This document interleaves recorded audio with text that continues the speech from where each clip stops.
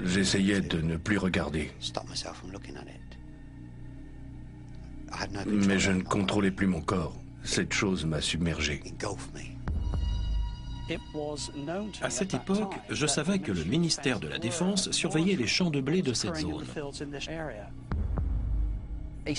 Seul un petit nombre d'ovnis correspond à une activité extraterrestre.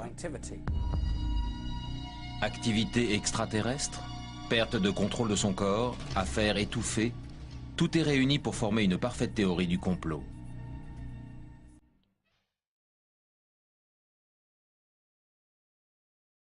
La première fois que le monde est devenu hystérique à propos des ovnis fut à la suite des événements du 24 juin 1947. En survolant l'État de Washington, le pilote Kenneth Arnold a croisé 9 objets en forme de soucoupe, tout droit sortis des nuages et se dirigeant droit sur lui. Dans les journaux locaux, Arnold a expliqué comment ces soucoupes volantes ont zigzagué autour de son avion avant de disparaître dans les airs à une vitesse incroyable. Même si Arnold n'a pas pu identifier ce qu'il a vu, cette rencontre a permis de confirmer qu'il existe des choses inexplicables dans le ciel. Cela fait des siècles que les gens aperçoivent des ovnis. Par exemple, au Moyen-Âge, les gens voyaient des choses dans le ciel qu'ils ne pouvaient pas expliquer et qu'ils n'interprétaient pas comme des soucoupes volantes, puisqu'ils ne connaissaient pas l'espace. Au XIVe et XVe siècle, ces choses étaient perçues comme des épées flamboyantes ou des boucliers.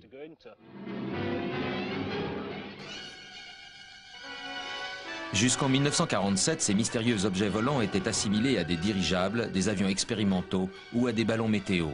Mais les soucoupes de Kenneth Arnold ont tout changé.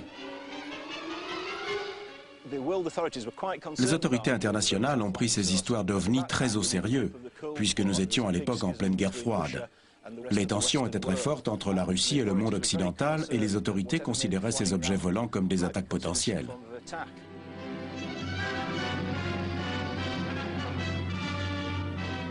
De même, en Grande-Bretagne, Winston Churchill se demandait si la menace extraterrestre était bien réelle.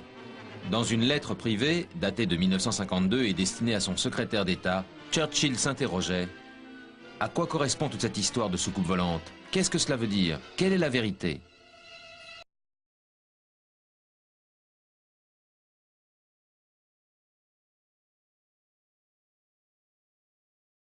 L'homologue britannique de l'agent Mulder prétend avoir trouvé la vérité, ou ce qui s'en rapproche le plus.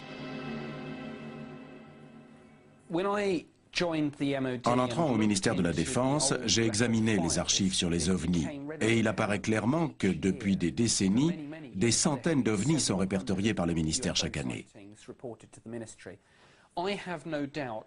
En me basant sur mes recherches officielles, je n'ai aucun doute sur le fait qu'un petit nombre des ovnis aperçus peut être associé à une activité extraterrestre.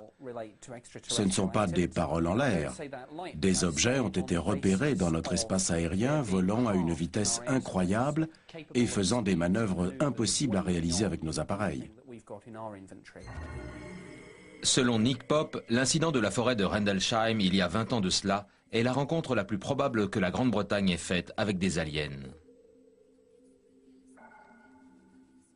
Bien que les images aient été reconstituées, les voix sont d'origine.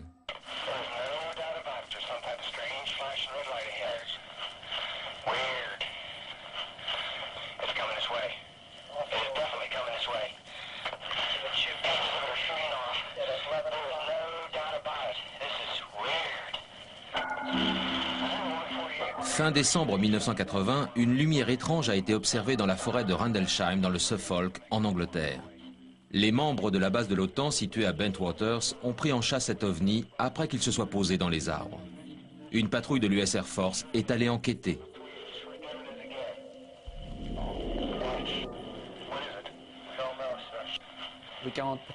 Le chef de patrouille a vu l'engin métallique se poser. Il y avait des traces dans le sol. Un compteur Geiger leur a permis de mesurer la radioactivité. Les radiations étaient 10 fois supérieures à la normale. Seul le personnel militaire était au courant de cet incident. Le public n'a été informé qu'en 1983, lorsqu'un ancien garde de la base qui était présent cette nuit-là a tout raconté à la BBC. This thing came down, the red light over it, and sat there maybe 2 seconds.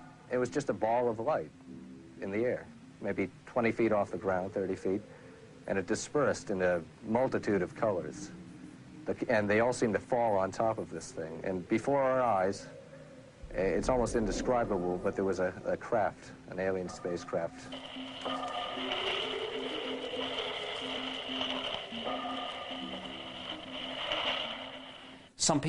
Des personnes ont vu des lumières dans le ciel, d'autres ont carrément vu un engin atterrir.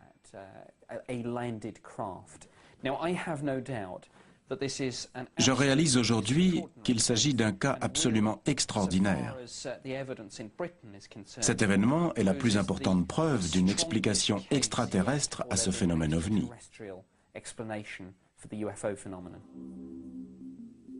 Cependant, le ministère de la Défense a une vision complètement différente. Pour eux, cet incident ne représentait en aucun cas une menace et ne nécessitait pas d'enquête. Mais le ministère ne nous explique pas ce qui s'est passé. Il existe différentes théories qui vont de manœuvres de l'OTAN à d'éventuels intrus martiens. Cela fait 20 ans que l'ufologue Jenny Randles enquête sur le sujet. Elle pense avoir percé le mystère de cette nuit-là. L'incident de la forêt de Rendlesham est très certainement l'enquête la plus complexe de ma carrière. C'est le cas le plus connu en Grande-Bretagne. Après la Deuxième Guerre mondiale, de nombreuses expériences secrètes y ont été menées. Pendant les années 70, un système radar super puissant a été expérimenté ici. Il envoyait des faisceaux d'énergie très puissants dans l'espace qui rebondissaient dans l'ionosphère.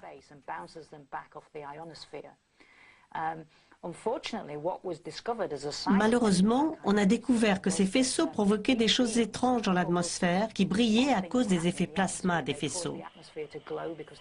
Et ceci causait de graves effets physiologiques sur les personnes s'en approchant de trop près.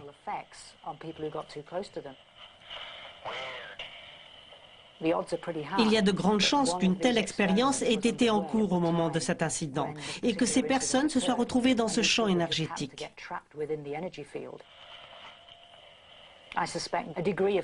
Je suspecte le gouvernement d'avoir voulu étouffer cette affaire pour pouvoir cacher les conséquences gênantes de ce type de recherche. Mais Nick Pope n'est pas de cet avis. Il est persuadé que cet incident n'était pas une expérience militaire et qu'il comporte tous les signes d'un ovni. 2 semaines après cet incident, l'US Air Force a rédigé un rapport pour le ministère britannique de la Défense dans lequel les termes « incident d'OVNI » apparaissaient. Le gouvernement et l'armée ne mentent pas à la population. Pour les autorités, quoi qu'il se soit passé dans la forêt de Rendlesham, cela devait rester secret. We were threatened by the government agencies. They were not military people. We were interrogated. We met with some people, and the basic feeling and the basic thing they said to us is that no one will believe you, first off. So go on with your lives. Go about your lives. Live the most normal life you can, and forget it. If you make it hot under the collar for us, Uncle Sam supplies ample bullets, and bullets are cheap. And they didn't actually say they would kill us, but they actually put their point across that they would use force if necessary. Ainsi, le livre sur une rencontre britannique du 3e type demeure bel et bien fermé.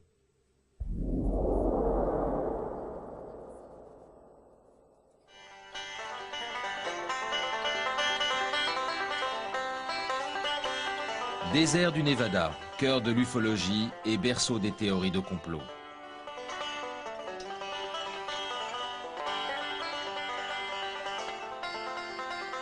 Le lac Groom, à environ 130 km au nord-ouest de Las Vegas.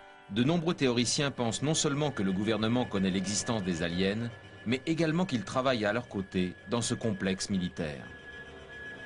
Plus connue sous le nom de Zone 51, cette base recouvre plus de 6000 km². Elle est patrouillée par des gardes armés qui disposent du droit de tuer. L'accès au public est strictement interdit. La zone 51 a été créée en 1955.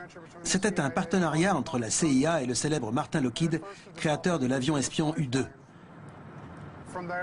La CIA voulait le tester à l'abri des regards indiscrets et développer des avions expérimentaux, les SR-71. La zone 51 était donc idéale puisqu'elle se trouve au milieu du désert.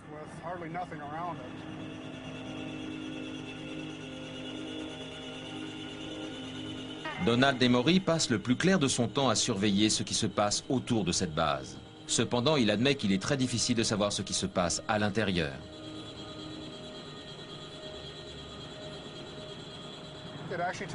Ils ont mis 40 ans pour admettre qu'ils avaient bien un site à cet endroit. En 1995, ils ont déclaré l'existence d'une installation d'exploitation près du lac Groom, mais c'est la seule chose qu'ils aient dite. Bien que la zone 51 ne soit nommée sur aucune carte, elle apparaît clairement sur cette photo satellite russe. À cause de ce secret, les gens s'imaginent un tas de choses.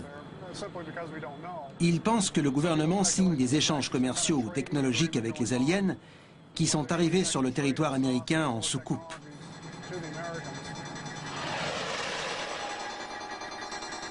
En 1996, un homme qui prétend avoir travaillé dans la zone 51 fait une déclaration à la BBC. Mieux encore, il affirme être entré dans un engin alien. The emotions, the feeling that I felt inside when I first entered the craft are quite different from what you'd expect.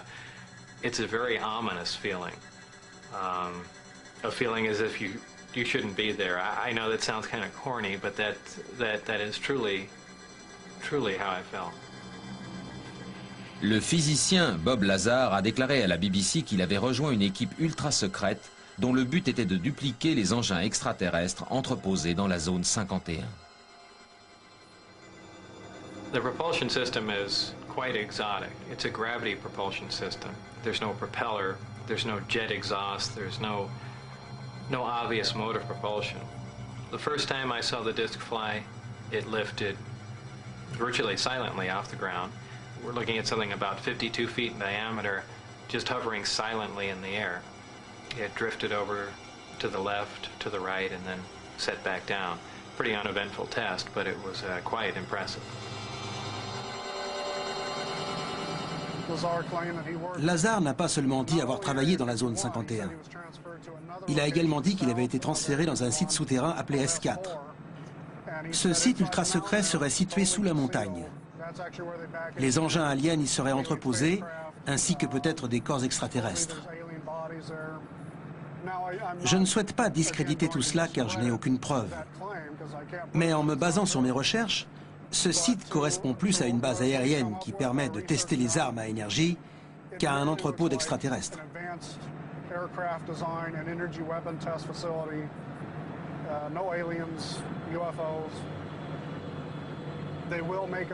Ils vont certainement faire des rapports pour démentir tout cela afin que les gens changent de point de vue. Il y a clairement une conspiration puisque s'il ne s'agit que d'une base aérienne, ils doivent la garder secrète afin que nos ennemis éventuels ne connaissent pas son existence. Comme ça, les gens sont intrigués et ne savent pas si cette zone est réservée à l'aviation ou aux extraterrestres.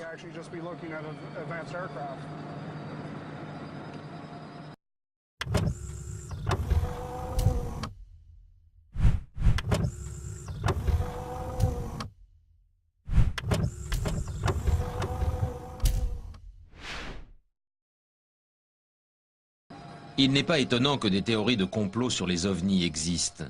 Les ingrédients sont tous réunis. Secret au plus haut niveau, tests d'armes très avancés, énergie propulsée dans le ciel. Mais lorsque l'on parle d'activités extraterrestres dans ce paysage innocent, les explications rationnelles ne sont pas si faciles à trouver. Vidéo d'Oliver Castle, Wiltshire, 1989.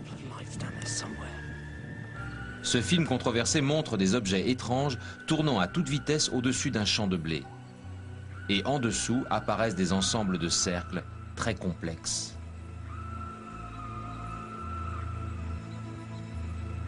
Le physicien retraité Colin Andrews passe désormais son temps à enquêter sur ces cercles dans les cultures. Il est persuadé que ces formations ne sont pas le résultat d'une force de la nature. Il y a des choses qui sont difficiles à expliquer. D'un point de vue cellulaire, en pliant ces plantes de cette manière, elles devraient se casser. Mais ce n'est pas le cas. En 1983, Colin Andrews a marché dans ces formes étranges pour la première fois. Je conduisais en compagnie des officiers Andover et Petersfield, et sur ma gauche, j'ai aperçu ces cercles parfaits dans un champ de blé. Il a très vite découvert qu'il y en avait beaucoup d'autres. Cette nuit-là, j'ai commencé à enquêter en demandant au propriétaire du champ s'il avait des informations. Je suis également allé me renseigner chez les fermiers de la région, à la police et au ministère de la Défense.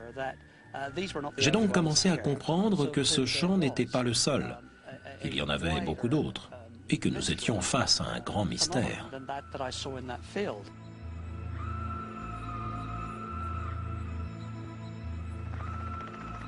Les dénicheurs de cercles du monde entier se rassemblent à Wiltshire chaque été dans l'espoir de percer ce mystère.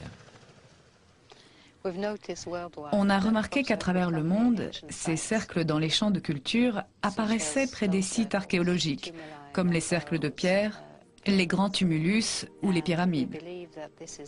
On pense que ces sites ont été construits sur des points d'énergie et les cercles de culture semblent avoir besoin de cette énergie. C'est un lien possible. J'ai vraiment le sentiment qu'il existe une autre forme d'intelligence. Je suis obligé d'utiliser ce terme.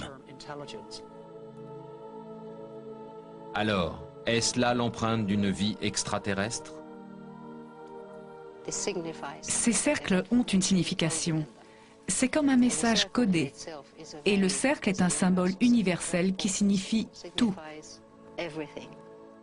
Des formes de vie intelligentes ont-elles parcouru des millions de kilomètres simplement pour piétiner du blé? Évidemment, il existe une autre explication. En général, on travaille en pleine nuit et on fait très attention en entrant dans le champ. On suit les traces faites par le tracteur. On ne marche pas sur les épis et on ne laisse pas d'empreintes de pied. À l'aide d'une corde et d'une planche de bois, les farceurs entament leur travail saisonnier. On travaille nos diagrammes avec une grande précision. On les prépare à l'avance sur papier afin de définir l'ordre de construction. Tout cela pour être sûr que tout le monde se trouve au bon endroit au bon moment.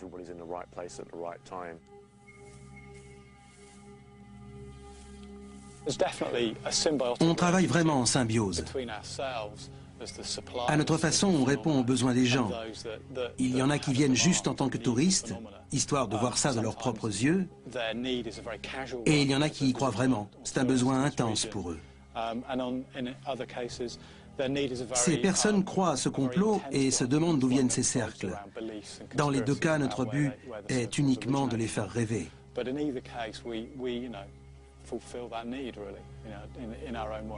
Pendant l'été de l'an 2000, on a répertorié plus de 120 cercles rien que dans le sud de l'Angleterre. La plupart ont été réalisés par des farceurs. Je pense qu'environ 80% des formes apparues dans la campagne anglaise ont été réalisées par des êtres humains. Par contre, il n'y a aucun doute sur le fait que 10 à 15% restent énigmatiques.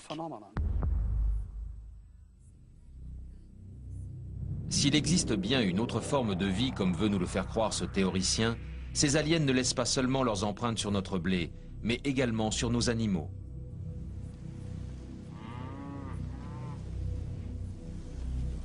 En septembre 1967, une chose très étrange s'est produite dans le Colorado. Ce fut le début de l'un des mystères les plus sinistres de l'ufologie, un phénomène qui ne trouva aucune explication rationnelle. Dans un journal local, le fermier Beryl Lewis a décrit comment l'un de ses meilleurs chevaux, Snippy, a été retrouvé mort et mutilé. Son cou avait été dépecé avec une telle précision qu'on aurait dit une opération chirurgicale. Un autre phénomène était très étrange. Les empreintes de Snippy s'arrêtaient à 30 mètres de l'endroit où il avait été retrouvé. Mais ce ne fut pas un cas isolé. Depuis les années 60 et surtout aux États-Unis, les fermiers et habitants de la campagne retrouvent régulièrement des animaux morts, dont certaines parties du corps, comme les oreilles, le rectum ou le vagin, ont été enlevées avec précision. Un vrai travail de chirurgien. En l'espace de 47 ans, le nombre s'élève à des milliers de bêtes, rien qu'en Amérique du Nord, le Canada compris. Intriguée par ce mystère, la journaliste Linda Moulton-Howe enquête sur ces mystérieuses morts d'animaux depuis plus de 20 ans. J'ai interrogé plusieurs propriétaires de ranch victimes de mutilations sur leur bétail. Ils connaissent les conséquences des prédateurs et des maladies sur les bêtes. Certains ont même connu des sectes sataniques qui poignardaient leurs animaux. Mais ces mutilations n'ont rien à voir avec ça. Elles sont réalisées avec une telle précision que les gens se posent beaucoup de questions. Dans l'Utah, 14 bêtes du troupeau du fermier Eli Warnick ont été mutilées en l'espace de 5 ans. Il est persuadé que l'explication est paranormale. It's just a completely different deal, and people that think it's predators is not, they're just not living in the real world. They haven't seen enough to know what they're talking about. I think these cattle are immobilized, they're picked up, removed from our property. This operation is done somewhere else, and I think these cattle are brought back and left on site. Dans de nombreux cas, les fermiers affirment avoir vu des faisceaux de lumière mystérieux au niveau des lieux de mutilation. Pour ce témoin oculaire du Texas, c'est la preuve que les extraterrestres existent. I saw this big black cow laying down with its mouth, and I said, "My God, they got a cow. But what are they doing to it?" Pendant le premier mois de mes recherches, j'ai discuté avec des shérifs, des fermiers et des collègues journalistes. Ils m'ont tous dit la même chose. Je ne parlerai pas devant la caméra, mais voici ce que je sais. D'après leurs connaissances, ils m'ont confirmé que le gouvernement américain connaît l'existence d'entités biologiques extraterrestres depuis le milieu des années 50. Ils affirment que cette intelligence non humaine est en contact avec notre planète. Ces entités extraterrestres seraient les responsables de ces morts peu communes.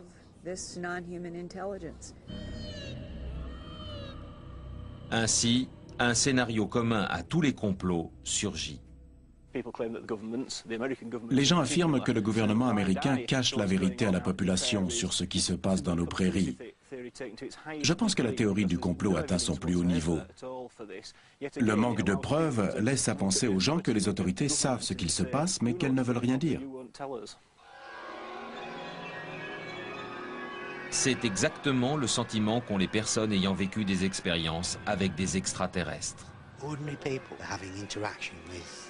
Il y a des milliers de personnes à travers le monde qui vivent des expériences avec cette autre forme de vie.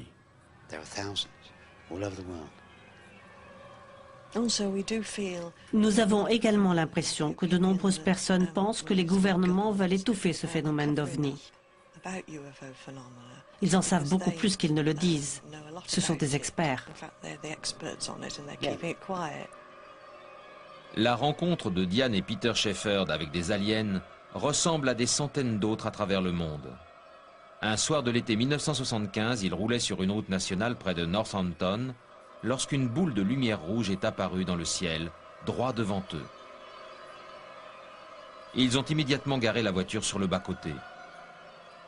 Diane prétend avoir été instantanément paralysée et se rappelle de peu de choses.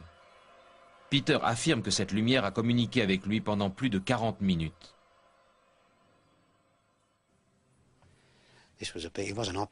Cette chose vivait, ce n'était pas un objet. C'était un être vivant. Cette boule de lumière a commencé par s'approcher de moi.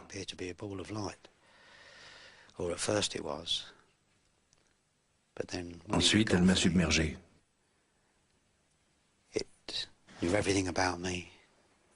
Cette chose connaissait tout de moi, tous mes secrets.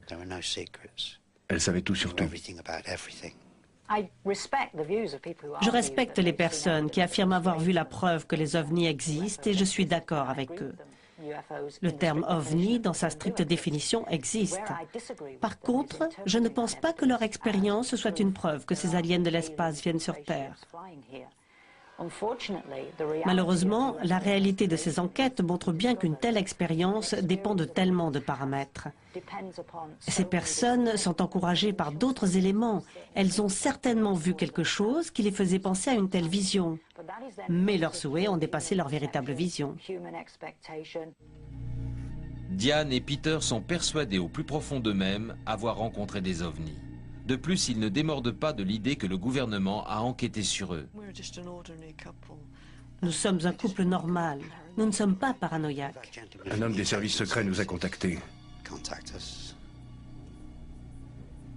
Évidemment, nous ne lui avons rien dit. Rien du tout. Ils savent déjà. On a gardé tout ça secret. Le gouvernement sait déjà.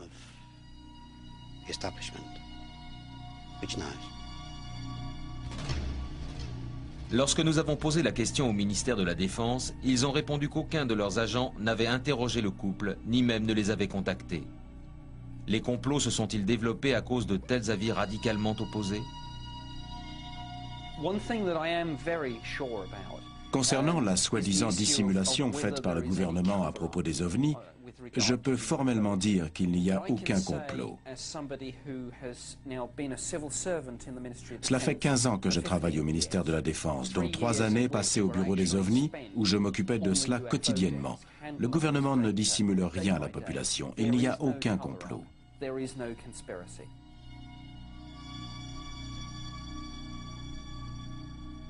En l'absence de preuves concrètes de rencontres d'ovnis ou de dissimulation gouvernementale, quelle est la vérité sur le complot des ovnis?